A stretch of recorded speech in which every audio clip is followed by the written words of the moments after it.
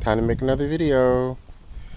So, one thing that I find very special about politics in America today is the discussion over jobs and government spending and that sort of thing. And I must tell you that on a very basic level, um, I see the Tea Party and Occupy movements as pretty much aiming for the same core values, except that the Tea Party uses that sort of white supremacist rhetoric. I'm not saying that people in the Tea Party are white supremacists, but I am saying that it uses that old style rhetoric. And so keep that in mind as I talk to you a little bit about infrastructure.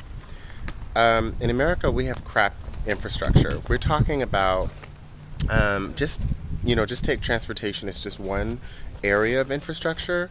And you look at our roads, you look at our lack of high speed rail, you look at our lack of any, genuine passenger rail, you look at how many cities don't have decent public transportation or public transportation is class segregated, so it's not like something that is accessible to everyone. Um, and it's funny because, people go on and on about how great we are as a nation, and I understand that we're great at many things, but to physically come here, I ain't seeing it. I fly here, I fly into the Atlanta airport, and it's been in shambles for years. You have to exit, I mean, just skipping the details, but just to say that it's in shambles. And at the same time, our road conditions are horrible, and at the same time, I talked about the passenger rail.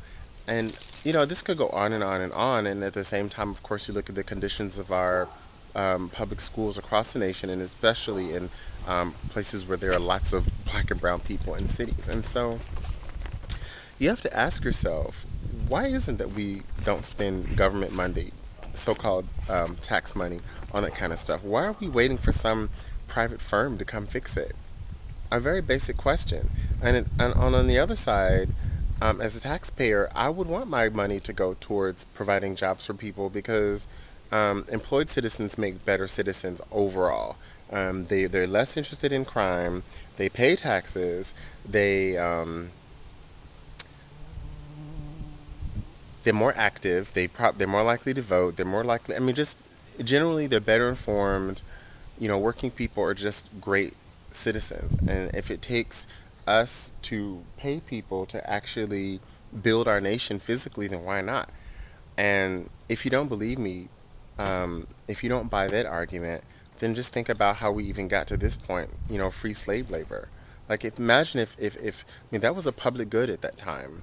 That was something that people widely agreed or silently agreed was good, and a lot got done. The first lady talked about how the White House was built by slave labor, how staffed by slave labor. We know that the founding fathers many of them were slave owners, which makes me take everything they say with a grain of salt, because I like their ideas, but clearly they were far off track. And so when I say that I'm a patriot and I'm a constitutionalist, I mean that, like the people in the Tea Party.